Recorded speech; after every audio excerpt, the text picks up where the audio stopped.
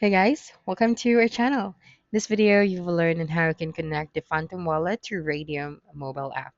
So Raydium does not have its own mobile app, so the safest way to connect using the Phantom app's built-in browser. So first, so we just have to open our Chrome, Safari, or external browser. And then after that, we just have to visit the Radium website.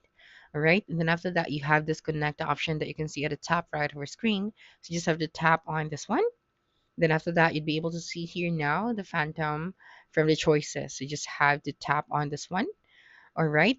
And then here, make sure that you have installed the Phantom application on your mobile device.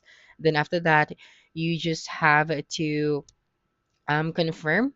So you just have to allow the site to connect. So since I already connected my account, we don't see that option right here. And then after that, you would be able to see here now at the top that your Phantom wallet has been connected successfully to Radium.